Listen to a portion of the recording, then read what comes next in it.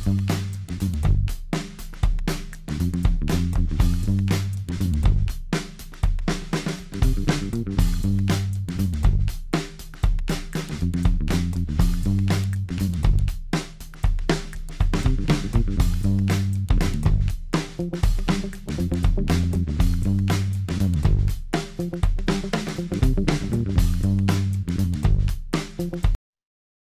के लेक्चर में हम लोग बात करेंगे कि HTTP वेब सर्विसेज कॉलिंग क्या होती है। तो हमें एंड्रॉयड के अंदर वेब सर्विसेज की कॉलिंग की ज़रूरत क्यों पड़ती है, सबसे पहले हम लोग इसके ऊपर बात करते हैं। बेसिकली आपको जब आप ऐसी एप्लीकेशन बनाना चाहते हैं जिसमें आपका बैकएंड सर्वर यूज़ हो रहा हो, बैकएंड सर्वर की हमें ज़रूरत इसलिए पड़ती है कि हमने एसक्यूएलाइट का भी टॉपिक देखा था कि हम लोग मोबाइल के अंदर भी एक एसक्यूएलाइट डेटाबेस मैनेज कर सकते हैं। लेकिन उस डेटाबेस का एक प्रॉब्लम है, वो आपकी मोबाइल के अंदर डेटाबेस स्टोर है। अगर आप ऐप वन इंस्टॉल करोगे आपकी डेटाबेस उड़ जाएगी। फॉर एग्जांपल हमारे पास कुछ ऐसी एप्लीकेशंस होती हैं जैसा व्हाट्सएप है या आपके पास मैसेंजर है, फेसबुक है। आप किसी भी मोबाइल से इनको लॉगिन करते हैं तो आपके पास डाटा आ जाता है। तो बेसिकली इस तरह की जब इन्वायरमेंट में आपने काम करना हो तो आप उसमें डाटा आप एसक्यूएलाइट में सेव नहीं कराते, आप उसमें बैकएंड सर्वर यूज करते हैं। जिस तरह वेब टेक्नोलॉजीज के अंदर भी हम लोग क्लाइंट एंड और सर्वर एंड की बैकएंड की बात लाजमी करते हैं। तो अगर वही बैकएंड आपने अपने मोबाइल एंड पे यूज करना हो तो वहां पर फिर हमें वेब सर्विसेज की कॉल देनी पड़ती है। बेसिकली जो हमारी वेब सर्विसेज होती हैं वो हमारी सर्वर के ऊपर पड़ी होती हैं। इसकी छोटी सी एग्जांपल देता हूँ। अगर आप चाहते हैं कि आप अपना एक टू डू लिस्ट का एक एप्लीकेशन बनाते हैं, आप चाहते हैं कि आपने टास्क एक मोबाइल पे सेव किए लेकिन वो टास्क आपके मोबाइल पे भी सेव हों और आपके सर्वर पे भी सेव हों, ताकि अगर आप कल को किसी और मोबाइल पे शिफ्ट होना चाहें, आप जस्ट अपने क्रेडेंशियल इंटर करें और वो आपके पास वो टास्क भी वहां पर आ जाए। तो इस केस में क्या करना पड़ेगा, आपको पीछे एक बैकएंड सर्वर भी इम्प्लीमेंट करना पड़ेगा। तो सबसे पहले हम लोग बात करते हैं वेब सर्विसेज के ऊपर कि वेब सर्विसेज होती क्या हैं। वेब सर्विसेज बेसिकली हमारे पास कंप्यूटर को एक दूसरे में बातचीत करने के लिए सपोर्ट देती हैं यूजिंग एचटीटीपी प्रोटोकॉल। अगर एक कंप्यूटर ने ओवर द नेटवर्क दूसरे कंप्यूटर से बात करनी है वो थ्रू वेब सर्विसेज बात करेगा, लेकिन उसमें जो प्रोटोकॉल यूज होगा वो आपका यूज होगा एचटीटीपी। और भी जो यूनिवर्सल प्रोटोकॉल हैं जो यूज होते हैं आप उनको यूज कर सकते हैं। मेनली हमारे पास एचटीटीपी प्रोटोकॉल यूज होता है। एक वेब जो सर्विस होती है बेसिकली एक एप्लीकेशन ही होती है आपकी बैकएंड लैंग्वेज के अंदर, जिसमें जावा, पीएचपी, नोड जेएस आपकी जो लैंग्वेजेस आती हैं और भी काफी लैंग्वेजेस हैं। तो ये आपका जो वेब सर्वर होता है ये उसके ऊपर रन हो रही होती है। ये बेसिकली जो आपके मेथड्स होते हैं, वेब मेथड्स, ये इसको एक्सपोज करती है आपके कॉलर के लिए, क्लाइंट एंड जिसको हम कहते हैं। ये वो मेथड्स एक्सपोज करती है कि क्लाइंट एंड उन मेथड को एक्सेस कर सके और जो भी ऑपरेशन उसने परफॉर्म करना है वो परफॉर्म कर सके। इसका एक और काम ये भी होता है कि ये एचटीटीपी रिक्वेस्ट को हैंडल करती है, उसको प्रेजेंट करके, और वो वेब वेब मेथड्स को इन्वोक करती है। पहला काम हो गया इसका, ये वेब मेथड्स को एक्सपोज करती है। फिर ये जो एचटीटीपी की रिक्वेस्ट आती है इसको ये हैंडल करके उन स्पेसिफिक वेब मेथड्स को ये इन्वोक करती है। उसके बाद जो उन वेब मेथड से रिजल्ट आता है इसको, उसके बाद ये रिजल्ट वापस अपने क्लाइंट को भी सेंड करती है। हमारे पास दो टाइप की वेब सर्विसेज होती हैं, रेस्टफुल वेब सर्विसेज और सॉफ्ट वेब सर्विसेज। रेस्टफुल बहुत ज़्यादा यूज हो रही हैं, लाइट वेट हैं, आगे हम इन पे बात भी करेंगे कि किस तरह हम इनको यूज कर रहे होते हैं। जो सॉफ्ट सर्विसेज हैं जो कि काफ़ी सिक्योर होती थी लेकिन वो आजकल ऑब्सलीट हो चुकी हैं, इतनी ज़्यादा यूज नहीं होती। तो वेब सर्विसेज के मॉडल के ऊपर बात करते हैं ताकि हमने जो पीछे चीज़ें देखी हैं उनको क्लियर आउट कर सकें। होता क्या है बेसिकली, आपके पास इंटरनेट है, वो यहाँ पर एक सिस्टम के ऊपर आपके पास वेब सर्वर है जहाँ पर आपकी वेब एप्लीकेशंस डिप्लॉय होती हैं जो कि हर किसी को through the internet public IP के थ्रू, स्टैटिक आईपी के थ्रू एक्सेसिबल होती हैं। तो इसी वेब सर्वर्स के सर्वर के ऊपर आपकी वेब सर्विसेज भी रन हो रही होती हैं। वेब सर्वर के साथ आपके पास एक डेटाबेस भी अटैच होती है अगर आपके प्रोजेक्ट में उसकी नीड है। तो मेनली हम लोग बैकएंड सर्वर में हमें डेटाबेस की जरूरत होती है। तो ये डेटाबेस कोई भी हो सकती है, माई सीक्वल, सीक्वल सर्वर, मोंगोडीबी, जो भी आप इसमें यूज करना चाहें। हमारे पास एक आईपी होगी, वेब सर्वर की आईपी होगी, और हमारे पास डेटाबेस अटैच होती है। जो डेटाबेस और वेब सर्विस के दरमियान जो कम्युनिकेशन होती है वो एसक्यूएल के थ्रू होती है। जिस तरह हमने आपने डेटाबेस के भी एसक्यूएलाइट में भी देखा होगा, एसक्यूएलाइट में ऑपरेशन करने के लिए हम लोग एसक्यूएल लैंग्वेज का यूज कर रहे थे। अब होता क्या है, आपका मोबाइल है या वेब एप्लीकेशन है, वो दोनों आपके वेब सर्वर को, आपके जो क्लाइंट एंड है वो वेब सर्वर को एक्सेस कर सकते हैं। थ्रू जो वेब सर्वर की आईपी है, हमारे केस में 192.168.10.8। लेट्स सपोज हम कहते हैं जी एंड्रॉइड एंड से रिक्वेस्ट गई इस आईपी के ऊपर स्लैश सर्विसेज के ऊपर, जो डायरेक्टरी थी सर्विसेज उसके अंदर वेब सर्विस पड़ी हुई थी। थ्रू इंटरनेट ये वेब सर्वर के पास आपकी रिक्वेस्ट गई, वेब सर्विसेज ने इस रिक्वेस्ट को एक्नॉलेज किया, इसके अगेंस्ट जो कोई वेब मेथड आपने प्रोग्रामिंग में डिफाइन किया हुआ था उसको इन्वोक करवाया, कोई ऑपरेशन आपने परफॉर्म करना था, कोई डेटाबेस में डाटा सेव करना था वो सेव करेगी। अगर आपने कोई डाटा इससे गेट करवाना था तो वो डाटा ये आपको वापस रिटर्न करेगा। जो भी ऑपरेशन है उसको ये एग्जीक्यूट करेगा, उसके बाद वो इसका एक रिजल्ट बनाएगा। रिजल्ट आपका जेसन में भी होता है, एक्सएमएल में भी होता है, लेकिन हम मोस्टली उसको जेसन यूज कर रहे होते हैं। और उसी रिक्वेस्ट के ऊपर ये वेब सर्विस उसको जाके यहाँ पर रिजल्ट रिटर्न करवा देगी। सेम सिनेरियो हमारे पास वेब केस में भी है, रिक्वेस्ट उसी लिंक के ऊपर जाएगी और रिस्पॉन्स भी हमारे पास उसी लिंक के ऊपर आएगा। आप मुख्तलिफ ई कॉमर्स की वेबसाइट देखते हैं, उनकी मोबाइल ऐप भी अवेलेबल होती है, वेब ऐप भी अवेलेबल होती है। आपने कभी नोटिस भी किया होगा कि आप वेब से काम कर रहे होते हैं और मोबाइल पे भी आपका अकाउंट बना हो तो वो काम वहां पर भी रिप्रेजेंट हो रहा होता है। बेसिकली आर्किटेक्चर कैसे काम कर रहा होता है कि एक बैकएंड सर्वर लाजमी इसमें इंप्लीमेंट हुआ होता है और फ्रंट एंड पे दो क्लाइंट एप्लीकेशन आ रही होती हैं, एक वेब के अंदर एक मोबाइल के अंदर। दोनों सेम डेटाबेस को एक्सेस कर रही होती हैं और सेम वेब सर्वर को एक्सेस कर रही होती हैं। अगर आपको मोबाइल एंड के ऊपर वेब सर्विसेज समझने में थोड़ी डिफिकल्टी हो, अगर आप वेब डेवलपर हो तो ये वही कंट्रोलर्स होते हैं जो आप क्लाइंट एंड से कॉल कर रहे होते हैं, वही कंट्रोलर आप बेसिकली मोबाइल से भी हैंडल कर रहे होते हैं। हम लोग प्रैक्टिकली डेमो भी करके देखेंगे, वेब सर्विस बनाएंगे, उसको मोबाइल से बेसिकली कॉल करके अपने पास देखेंगे। एक ओवरव्यू दोबारा देख लेते हैं कि होता क्या है।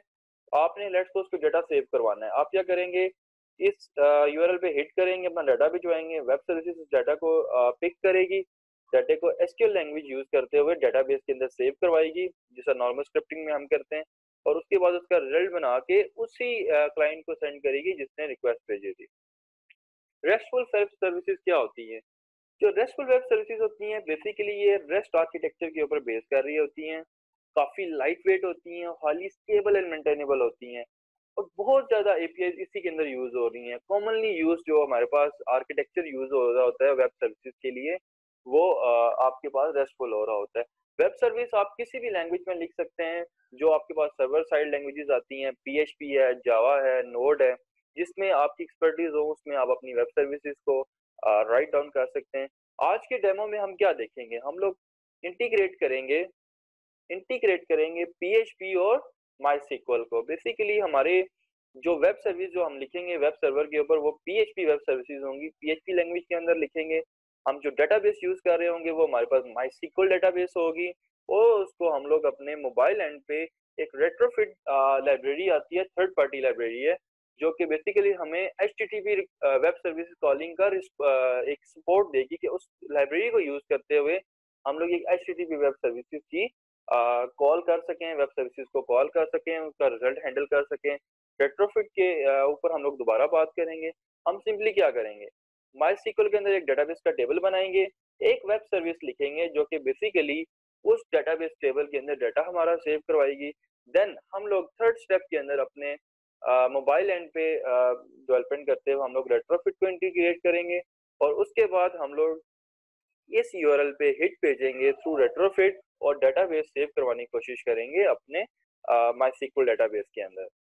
रेट्रोफिट के ऊपर हम लोग बाद में बात करते हैं। सबसे पहले हम लोग थोड़ा सा वेब सर्विसेज के ऊपर बात कर लेते हैं। फर्स्ट स्टेप के अंदर बेसिकली मैंने माईसीक्वल इंटरफेस यूज करते हुए मैंने एक बेसिकली टेबल एक डेटाबेस क्रिएट किया है जिसका नाम मैंने कॉन्टेक्ट कर दिया, उसके अंदर एक टेबल क्रिएट किया है, उसको मैंने इन्फॉर्मेशन का नाम दे दिया है। उसके अंदर आपने 3 पैरामीटर रख लेने, आईडी, नेम और number. ID should be primary की एंड ऑटो इंक्रीमेंट, और नेम और नंबर हैं उनको मैंने वारशार रखा हुआ है और उसकी इन टाइप रखी है। आपने जस्ट ये एक अपने पास डेटाबेस में टेबल सेट कर देना है। अब हम लोग बात करते हैं कि मैंने एक वेब सर्विस पीएचपी के अंदर राइट डाउन की है। मैं आपको उसका छोटा सा एक्सपोजर देता हूँ। ये मैंने एक पीएचपी के अंदर वेब सर्विस लिखी है, मैं आपको थोड़ा सा गाइड करता हूँ कि इसके ऊपर हम लोग कैसे काम करेंगे। डेटाबेस कॉन्फ़िग की एक क्लास है जिसमें बेसिकली आप अपना डेटाबेस का कनेक्शन बना रहे होते हैं। पीएचपी वेरी इजी लैंग्वेज है, बड़ी इजीली इसमें वेब सर्विस लिखी जाती है, इसलिए मैंने इसको अडॉप्ट किया है। उसके बाद मैंने क्या किया है, मैं अपने एंड से अपने मोबाइल एंड से बेसिकली जेसन भेजूंगा। जेसन के अंदर अपना कॉन्टैक्ट नंबर और कॉन्टैक्ट नेम भेजूंगा।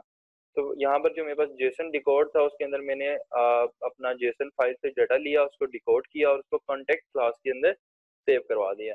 अब कॉन्टैक्ट में मैंने उसमें से की वैल्यू पेयर को, बेसिकली जेसन आपको पता होगा कि की वैल्यू पेयर के अंदर उसमें डाटा स्टोर होता है, तो मैंने कीज को यूज करते हुए कॉन्टैक्ट का नेम और कॉन्टैक्ट का नंबर गेट कर लिया, उनको मैंने एक एक एट्रीब्यूट में सेव करवा लिया। और उसके बाद मैंने, अब हम लोग जो जिस स्टेज पे काम कर रहे हैं वो एसक्यूएल का स्टेज है बेसिकली।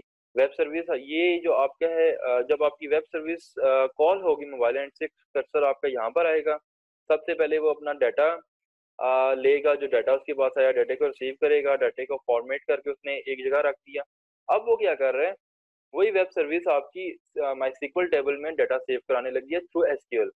इंसर्ट की क्यूरी लगेगी, जो डाटा हमारे पास आया है वो डाटा उसने यहाँ पर इंसर्ट कर दिया, यहाँ पर कॉन्टैक्ट नेम और कॉन्टैक्ट नंबर, और उस क्यूरी को उसने एग्जीक्यूट करवा दिया। बेस्ड ऑन दैट रिजल्ट जो हमें माई सिक्वल से रिजल्ट रिटर्न होंगे, उसके ऊपर भी एक जेसन एरे बनी है जिसके अंदर हम लोगों ने कुछ की वैल्यूज पे रखे हैं। For example status, status code, success message, error message और डाटा। अगर कोई डाटा हमारे पास आ रहा है तो अगर तो माई सीक्वल हमें ट्रू रिटर्न करेगा तो हम स्टेटस ट्रू करेंगे, 100 कोड रखा है सक्सेस का कोड, और सक्सेस मैसेज होगा कॉन्टैक्ट इंसर्टेड। और अगर माई सीक्वल के अंदर कोई एरर आ गया तो हम लोग बेसिकली यहाँ पर एरर मैसेज के अंदर लिखेंगे कॉन्टैक्ट नॉट इंसर्टेड, और हम अपना स्टेटस कोड रखेंगे 101।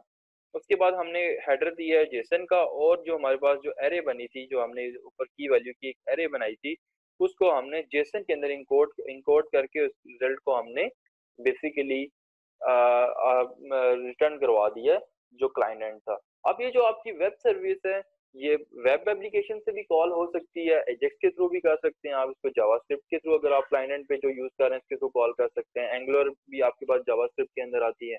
आप इसको मोबाइल के अंदर भी यूज कर सकते हैं।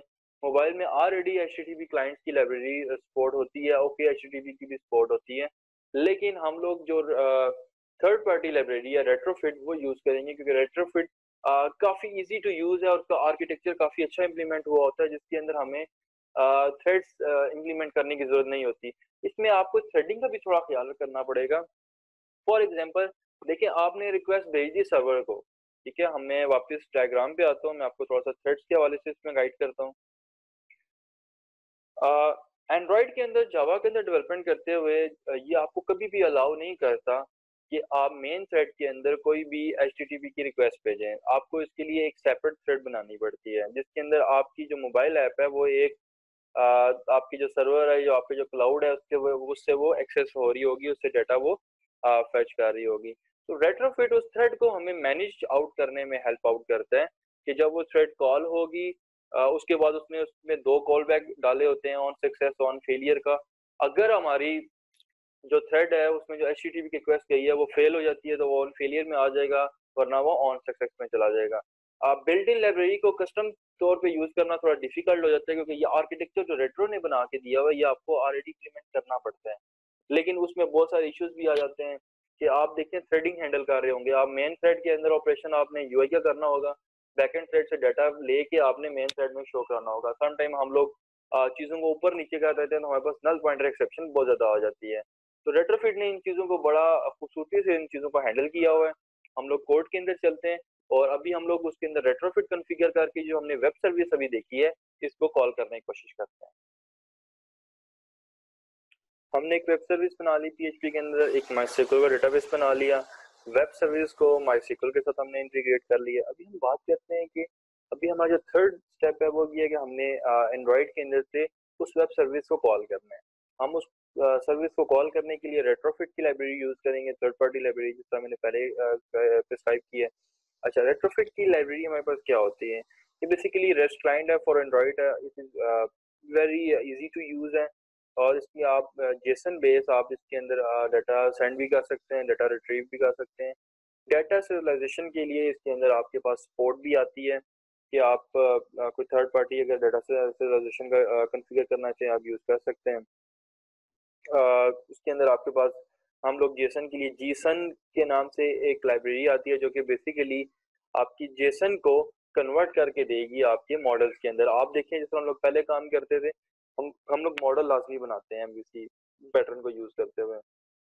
तो जेसन हमारे पास एक स्ट्रिंग होती है की वैल्यू पेयर में, हमें थोड़ा मुश्किल हो जाता है उसको पार्स करना और मॉडल्स के अंदर सेव करना। तो ये जो हमारे पास जेसन की लाइब्रेरी है ये हमें सपोर्ट देगी कि हम अपनी जो जेसन है उसको हम लोग अपनी जावा की मॉडल क्लासेस के अंदर कन्वर्ट करें, या हमारी जो जावा की क्लासेस होंगी अगर हमने उनमें से जेसन जेसन अरे बनानी होगी तो हम लोग जेसन की लाइब्रेरी यूज करके हम उसको इजीली कर सकते हैं। हमारे पास रेट्रोफिट जो यूज करती है वो ओके एचटीटीपी की लाइब्रेरी यूज करती है बाय डिफॉल्ट, उसके ऊपर ये बेसिकली बिल्ड हुई हुई है। हमारे पास जो रेट्रोफिट की लाइब्रेरी है वो scare.github.io के ऊपर पड़ी हुई है। थोड़ी सी इसकी वेबसाइट को भी देख लेते हैं, उससे हम लोग कुछ डाटा पिक कर लेते हैं। ये बेसिकली वेबसाइट है रेट्रोफिट के अंदर, जिसके अंदर आपके पास सारी इंफॉर्मेशन है कि ये इसको आपने कॉल कैसे करना है, इंटरफेसेस कैसे इसके अंदर बनाने हैं। इसके हमारे पास गिटहब के ऊपर इसका एक लिंक भी पड़ा हुआ है, जिसके अंदर इसका आपको जो इम्प्लीमेंटेशन है, जो ग्रेडल फाइल है वो मिल जाएगी अगर आप इसकी लाइब्रेरी के अंदर आए। तो हमारे पास ये देखें, ये इसकी ग्रेडल का लिंक पड़ा हुआ है। लेटेस्ट वर्जन इसका 2.8.2 चल रहा है, गेस 1 चल रहा है, 2.8.1 यूज के चल रहा है।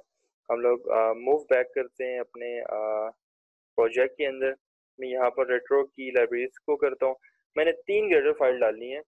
एक ग्रेडल फाइल हमारी जीएसएन लाइब्रेरी वाली है, इसका भी मैं लेटेस्ट वर्जन यूज कर रहा हूँ, और आई एम नॉट श्योर कि 2.8.1 है। चलिए हम उसको सिंक करके देख लेंगे, ना हुआ तो हम इसका लेटेस्ट वर्जन नेट से उठा लेंगे कहाँ पर पड़ा हुआ है। उसके बाद मैं रेट्रोफिट का कन्वर्टर वो जीसन वाला यूज कर रहा हूँ, जिसका मैंने कहा था कि आप डेटा serialization के लिए ऑप्शन होती है कि आप कोई और उसके अंदर यूज कर सकें। तो मैं उसके लिए जो जीसन का है वो यूज करूंगा, उसकी मैंने ग्रेडर डाल दी। रेट्रोफिट 2 बेसिकली हम यूज कर रहे हैं, उसकी मैंने एक ग्रेडर डाल दी है। और जो जीसन है जो उसका अपना है com.google.code से, उसकी भी मैंने एक लाइब्रेरी डाल दी। मैं प्रोजेक्ट को सिंक करता हूँ।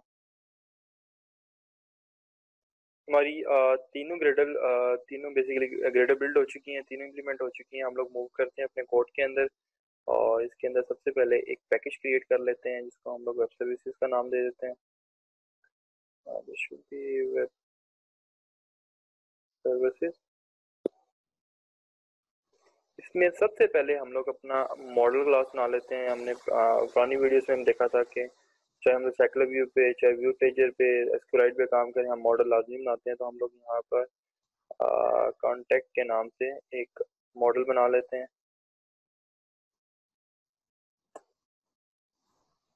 के अंदर हम लोग अपने एट्रीब्यूट रख लेते हैं जी। Public string contact name, public string contact number.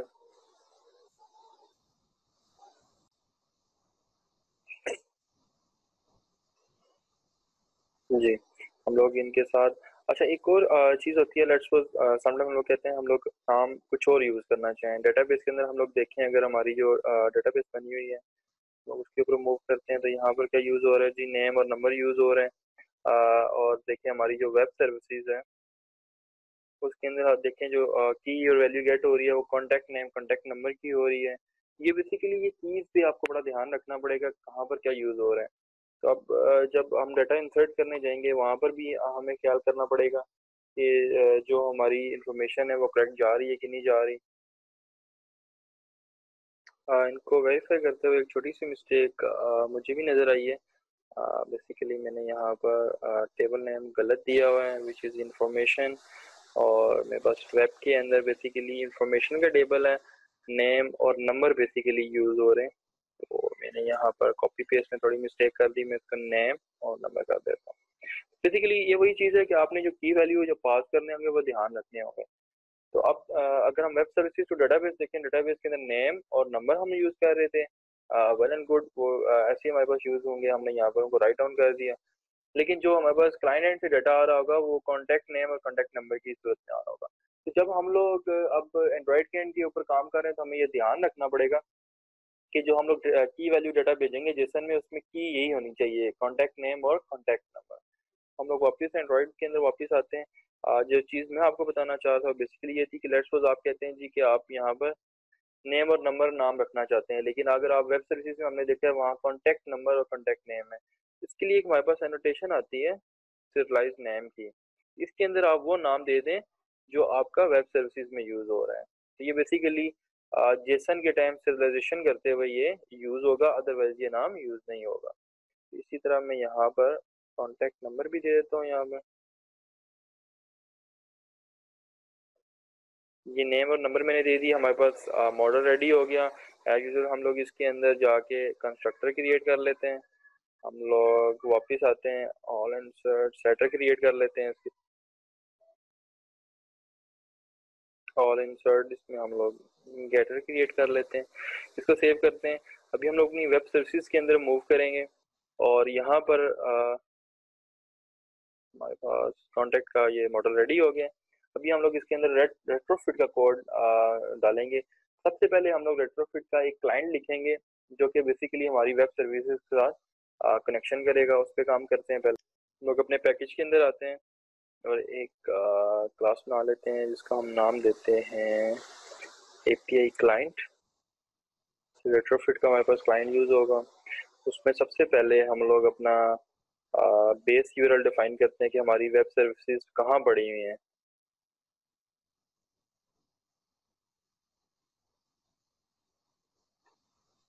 Base URL हमने दे दिया यहाँ पर। मेरी ये लोकल आईपी है 10.9, जिसके ऊपर बेसिकली मेरी चीज़ें मेरी जो वेब सर्विसेज हैं वो डिप्लॉयड हैं। उसके बाद हम लोग एक स्टैटिक रेट्रोफिट का क्लाइंट बनाएंगे अपने पास। हम लोग यहाँ पर पब्लिक स्टैटिक रेट्रोफिट रेट्रोफिट का हमने एक क्लाइंट बना लिया। भी हाँ, यहाँ में सिंपली एक स्टैटिक मेथड बनाएंगे गेट क्लाइंट का। फॉर एग्जांपल अगर मैं इसको सिंपल लूँ तो हम लोग इस तरह का मेथड बनाएंगे इसमें।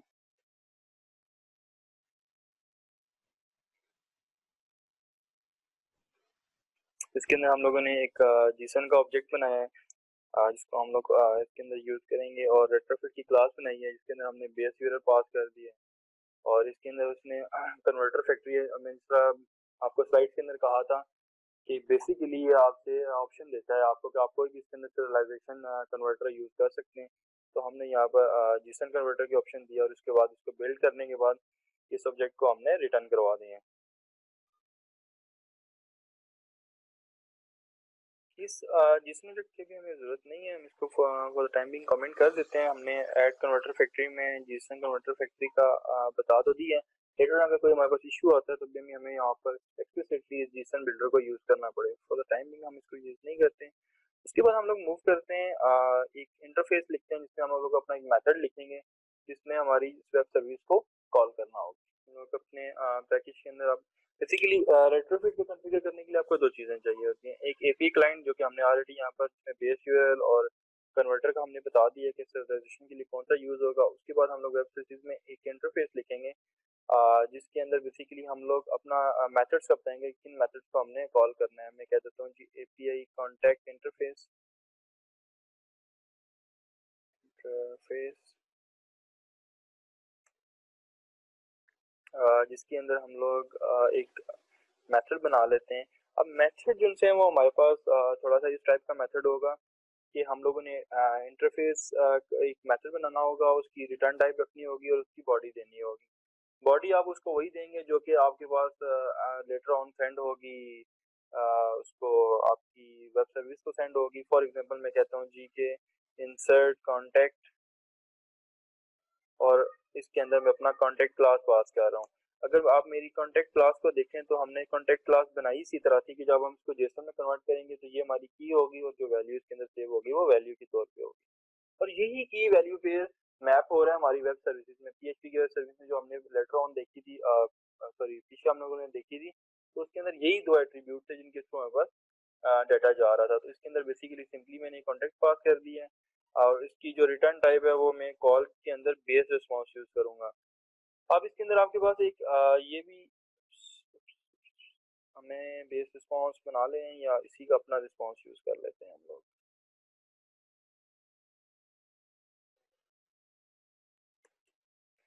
हमारे पास एक ऑप्शन ये भी आती है कि जो रिस्पॉन्स आपके पास आ रहा है, फॉर एग्जांपल मैं आपको वेब सर्विसेज में लेके जाता हूँ, आपके पास ये रिस्पांस आपके पास रिटर्न हो रहा है। अगर आप चाहते हैं कि इसी रिस्पांस की आप अपने एंड्रॉइड एंड पे मैप करना चाहें तो वो भी ये कर सकते हैं। इसकी मैं एग्जांपल आपको छोटी सी चलें हम लोग उसको करके देख लेते हैं कि जो हमारे पास जो रिजल्ट आ रहा है वो जो जेसन हमारे पास पीएचपी से आ रही होगी रिजल्ट की फॉर्म में, वो यहाँ पर हमारे पास एक मॉडल क्लास में कन्वर्ट हो जाए ताकि हमें उसको एक्सेस करने में, उसको यूज करने में काफी आसानी हो। अगर मैं आपको एजेक्स की एग्जांपल दूं, अगर आप ये एजेक्स से कॉल करेंगे फॉर एग्जांपल वेब टेक्नोलॉजीज के अंदर, तो क्या होता है, रिजल्ट स्ट्रिंग की फॉर्म में आता है, वो एक जेसन की फॉर्म होती है, उसमें पहले आप स्टेटस का की उठाते हो, अगर वो ट्रू है तो फिर उस पूरी जेसन को आप कन्वर्ट करते हो किसी क्लास के अंदर, या उसका वन बाय वन कीज उठा के उनके ऊपर ऑपरेशन परफॉर्म करते हो। रेट्रोफिट हमें ये यहाँ पर बहुत बड़ी सपोर्ट देती है कि हमारी पूरी की पूरी क्लास जेसन में कन्वर्ट हो जाती है, पूरी की पूरी जेसन हमारी एक क्लास के अंदर कन्वर्ट हो जाती है, मॉडल क्लास के अंदर, हमें इसमें वो एफर्ट नहीं करनी पड़ती। तो मैं एक बेस रिस्पॉन्स के नाम से एक क्लास बना लेता हूँ फॉर एग्जांपल, जो मेरा पीएचपी वाला जो रिस्पॉन्स आ रहा होगा उसको वो यहाँ पर कन्वर्ट करेगी। मैं यहाँ पर अपने वेब सर्विस के पैकेज के अंदर आता हूँ, मैं यहाँ पे एक पैकेज बना लेता हूँ बेस रिस्पॉन्स, और इसके अंदर वही attribute, sorry not package, it should be class, delete, एक क्लास बनाते हैं, इसको नाम दे देते हैं जी बेस रिस्पॉन्स।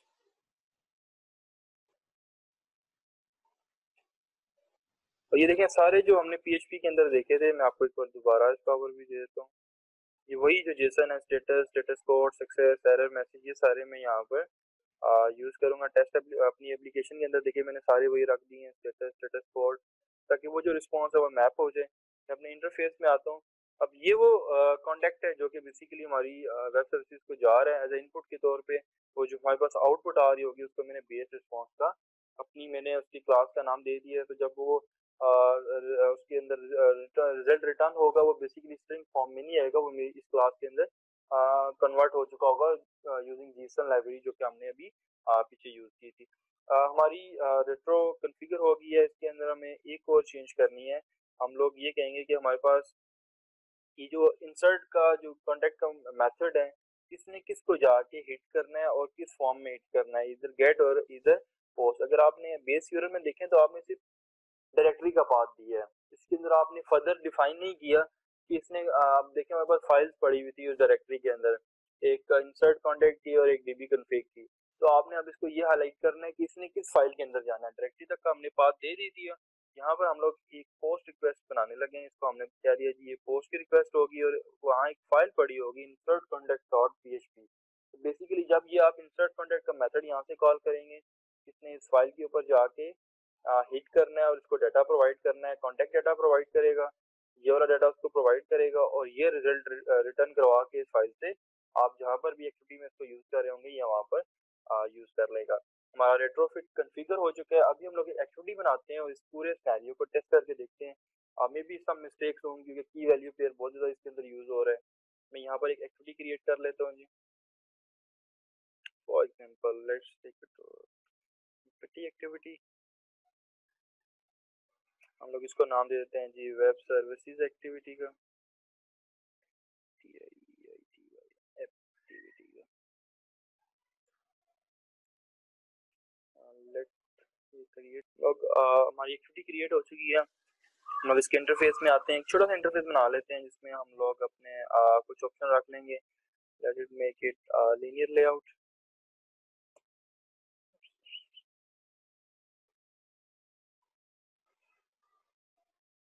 एक मिनट, लीनियर लेआउट आ गया हमारे पास। इसमें हम लोग ओरिएंटेशन वर्टिकल रख लेते हैं, इसमें हम लोग एडिट टेक्स्ट रख लेते हैं, हम मैश पे रैप कंटेंट करके हम लोग इसमें ईटी कॉन्टेक्ट नेम, जिस जो कॉन्टेक्ट नेम होगा वो भी यूजर से ले लेते हैं, आईडी का एक प्रीफिक्स नहीं ऐड हुआ यहाँ पर, और इसी के साथ हम लोग दूसरी टेक्स्ट भी यूज कर लेंगे।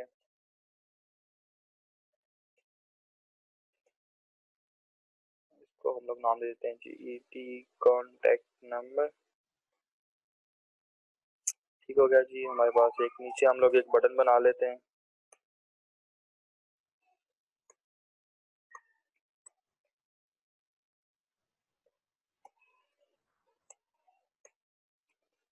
बटन इंसर्ट का, जो बेसिकली हमारा डाटा इंसर्ट करेगा, को हम लोग एक टेक्स्ट दे देते हैं। फॉर एग्जांपल इंसर्ट का बैकग्राउंड कलर थोड़ा सा इसकी फिनिशिंग कर लेते हैं, प्राइमरी कलर, टेक्स्ट कलर हम इसको वाइट दे देते हैं। थोड़ा सा हम इसको पैडिंग ओवरऑल प्रोवाइड कर देते हैं 16 dB की। ठीक, एक छोटा सा ओवरव्यू हमारे पास बन गया। हम लोग वेब सर्विसेज के अंदर आते हैं। यहाँ पर हम लोग अपने मेथड्स बना लेते हैं जी, जो हम लोग मोस्टली बनाते होते हैं। प्राइवेट इनिट व्यूज, और इसके अंदर प्राइवेट सेट लिस्टनर,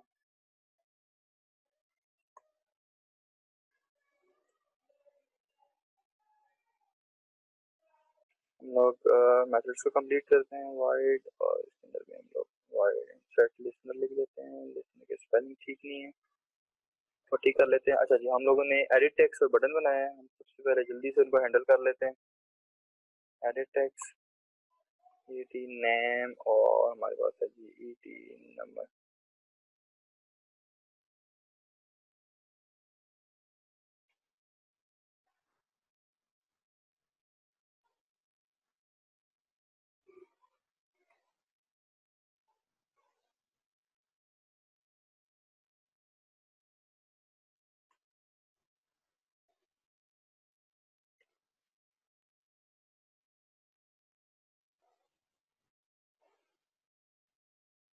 के अंदर हम लोग ईटी नंबर के नाम से था हमारे पास, हम लोग इसको भी यहाँ पर फाइंड व्यू वाइड ही कर लेते हैं।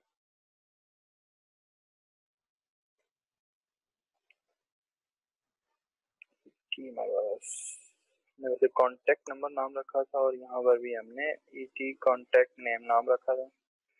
हमारे पास इंसर्ट बटन रह गया जी। Find view ID R dot I D dot insert button insert हमने स्लाइस करवा लिए जी सारे व्यू। हम लोग सिंपली क्या काम करते हैं जी, इंसर्ट बटन और सेट ऑन क्लिक लिस्टनर, इसी के अंदर एक एनोनिमस लिस्टनर हम लोग इम्प्लीमेंट कर लेते हैं, ताकि जब भी हमारे बटन पे क्लिक हो तो वो हमारी वेब सर्विस कॉल हो जाए। तो हम लोग यहाँ पर कॉल कर लेते हैं इंसर्ट, सॉरी, इनिट व्यू और सेट लिस्टनर।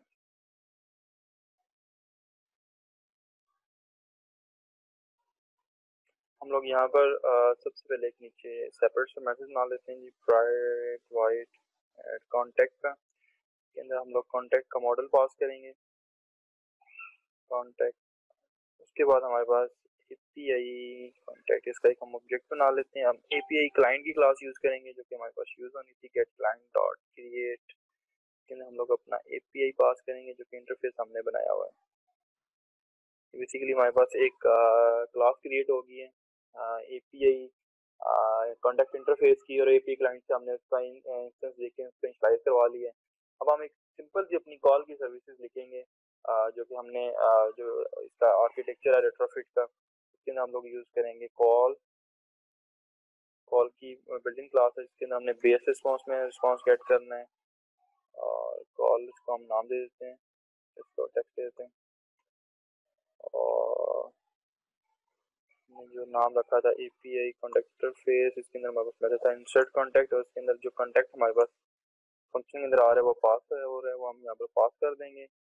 ये बेसिकली हमारे पास कॉल बन गई है। अब हमने इस कॉल को इनक्यू करना है, मतलब इसको हिट करवाना है, और इसके जो दो इंटरफेसेस हैं उनको इम्प्लीमेंट करना है। फॉर एग्जांपल हम कहते हैं जी कॉल डॉट इनक्यू, और इसी के अंदर वो कह रहे हैं ऑन सक्सेस ऑन रिस्पॉन्स, इसके दो इंटरफेसेस हैं। चाहे तो आप क्लास के ऊपर इम्प्लीमेंट कर लें, चाहे एनोनिमस वे से इसको इम्प्लीमेंट कर लें।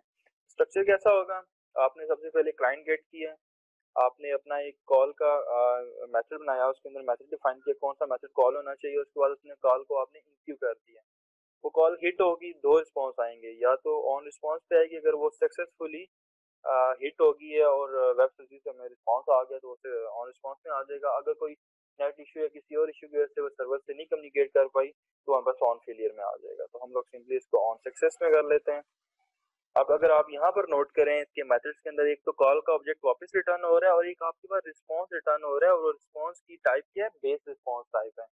बेस रिस्पॉन्स की आपने क्लास बनाई हुई है, जिसके अंदर देखें आपको, अब आपको देखें जेसन से मॉडल में पासिंग की जरूरत नहीं पड़ी, आपको उसने डायरेक्ट इसके क्लास का ऑब्जेक्ट बना के दे दिया है। आप स्टेटस के मेथड्स को इजीली यूज कर सकते हैं, फिर आगे स्टेटस कोड को यूज कर सकते हैं। हम लोग इसको जल्दी से कंप्लीट करते हैं ऑन सक्सेस, और इधर नीचे भी एक टोस्ट बना लेते हैं, टोस्ट डॉट इसके अंदर हम लोग ऑन फेलियर का लिख देते हैं, ऑन फेलियर की स्पेलिंग के, ठीक है जी। ऑन फेलियर भी आ गया हमारे पास, ऑन आ गया। ऑन फेलियर के अंदर थ्रोएबल के अंदर आपके पास एक्सेप्शन आ रही होगी। अब ये ऑन फेल तब होगा अगर ये वेब सर्विस से कम्युनिकेट नहीं कर पाया। वेब सर्विसेज के अंदर कोई इशू आया है, वेब सर्विसेज टू डेटाबेस का इशू आएगा तो आपके पास ऑन सक्सेस में ही आएगा, लेकिन वो आपको वेब सर्विसेज का एरर दे रहा होगा। अगर ये क्लाइंट वेब सर्विसेज तक पहुंच ही नहीं सका तब ये ऑन फेलियर के अंदर हमारे पास जाएगा। अगर वो वहां पर पहुंच गया और उसने उससे रिजल्ट वापस ले लिया तो ये हमारे पास ऑन रिस्पॉन्स के अंदर सीधा आएगा और हमें जो रिस्पॉन्स है वो ला के देगा। और अगर ऑन फील्ड के अंदर आपके पास थ्रोएबल की क्लास होती है जिसके अंदर आपकी एक्सेप्शन पड़ी होती है, तो आप इसको लॉग करा के दे सकते हैं कि किस टाइप का एरर आया है आपके पास। तो मैं जल्दी से इसको यहाँ पर कॉल करता हूँ। मैं कहता हूँ ऐड कॉन्टैक्ट, न्यू कॉन्टैक्ट इसमें हम बना लेते हैं, उसमें हम लोग दे देते हैं जी, sorry 18m dot get text to string, और इसके अंदर देते हैं जी 18 number dot get text dot to string.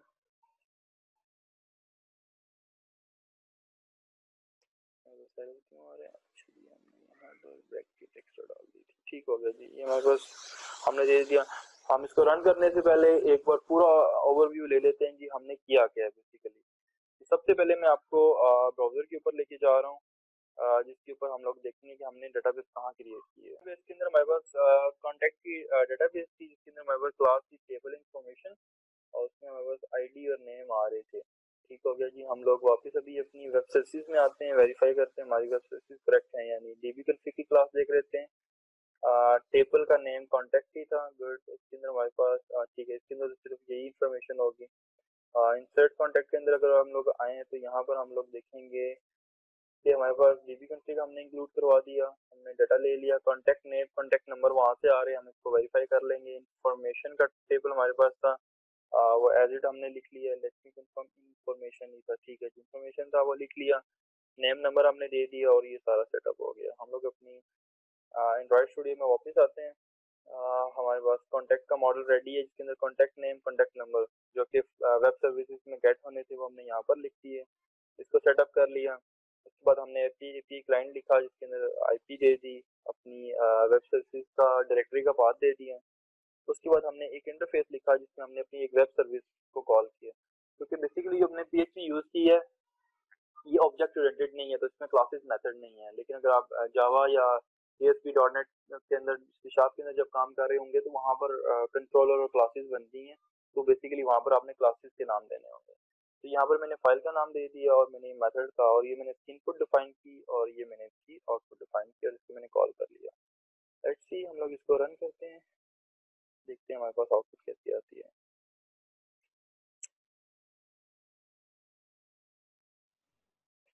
ये तो हमारे पास एक्सेप्शन आ गई थी, उसमें तीन टाइप के मेरे पास एरर आए थे जो कि मैंने रिजॉल्व कर दिए। मैं आपको वन बाय वन वो गाइड कर देता हूँ। सबसे पहला था ये कॉन्टैक्ट नंबर नहीं था, इसलिए नाम हमने गलत लिख दिया था कॉन्टैक्ट नेम। ये तो खैर एक्सेप्शन नहीं थी लेकिन ये एक इशू था हमारे कोड में। और नंबर टू, जो हमने यहाँ पे इंटरफेस बनाया था यहाँ पर हम ये बॉडी के एनोटेशन देना भूल गए कि रेट्रोफिट एनोटेशन के बेस के ऊपर काम करता है, तो हमने पोस्ट की एनोटेशन दे दी थी लेकिन कॉन्टेक्ट में हमने डिफाइन नहीं किया ये कॉन्टेक्ट का जो पैरामीटर है या ये बॉडी है। तो ये हमने बस एक क्लास दे दी थी तो उसने कहा था ये एनोटेशन डिफाइन नहीं है, तो मैंने इसको बॉडी डिफाइन की। और major thing in the manifest file which is permission dot internet, जब भी आप आउटर वर्ल्ड से कनेक्ट करना होगा आपको ये परमिशन जरूरत होगी, Android dot permission dot internet which I forget to write here. तो आप लोग ये बेसिकली इसको इंसर्ट करेंगे अपने पास, यूजर परमिशन है और ये नॉन क्रिटिकल परमिशन है, इसको आपको रन टाइम हैंडल नहीं करना पड़ेगा। Let's run again it, hopefully इस बार ये रन होगा हमारे पास।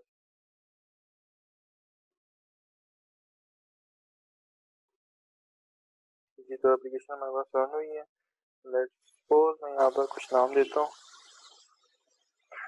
T for statement number define करता हूँ 03121234567 तो हम लोग इंसर्ट करा लेते हैं। बड़ा अजीब सा इंटरफेस आ गया। ये देखिए नीचे हमारे पास ऑन सक्सेस का मैसेज भी आ गया था, टोस्ट भी आ गया था। हम लोग अभी डेटाबेस में से जाके कॉन्फ़िगर कर लेंगे। लेकिन जब आप इसके इंसर्ट पे क्लिक करें तो बेसिकली यहाँ पर प्रोसेस लॉग आना चाहिए। अपने मेन थ्रेड को होल्ड रखना है क्योंकि आप उससे एक ऑपरेशन परफॉर्म करा रहे हैं। मूव करते हैं अपने माइस्क्ल के अंदर। लेट्स सी यहाँ से रिफ्रेश करके देखते हैं हमारे पास डाटा आया या नहीं। जी तो बिल्कुल हमारे पास जो डाटा हमने सेव किया था वो यहाँ पर हमारे पास रिसीव हो गया। वापस अपने कोड के अंदर आते हैं। तो मेन चीज हमारे पास इसके अंदर क्या थी जी, आपने परमिशन सबसे पहले डिफाइन करनी है फर्स्ट स्टेप। फिर आपने पी क्लाइंट को कॉन्फ़िगर करना है। इसके अंदर आपने बेस यूआरएल ले लेने हैं। फिर उसके बाद आपके पास इंटरफेस होगा। इसके अंदर आपने स्पेसिफिक मेथड या स्पेसिफिक कंट्रोलर बताना होगा जिसको आपने कॉल लेनी है। मेरे केस में पीएचपी की फाइल थी, मैंने उसका इंटरफेस दे दिया। और उसके बाद वेब सर्विसेज का आपके पास उसका पूरा एक कोड है जिसको आप इनक्यू करके यूज कर सकते हैं। इसके अंदर आपके पास ऑन रिस्पॉन्स और ऑन फेलियर के दो कॉल बैक्स हैं। जिस तरह मैंने शुरू में बात की थी कि हमारे पास हमें इनकी जरूरत क्यों पड़ती है।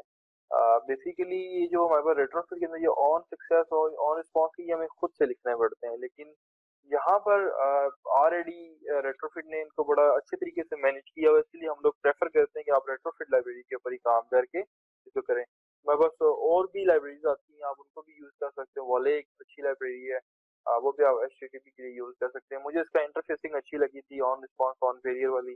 दैट्स व्हाई मैं इसको प्रेफर करता हूँ। Thank you very much. कोई भी क्वेश्चन हो तो आप वीडियोस के कमेंट के अंदर बता सकते हैं।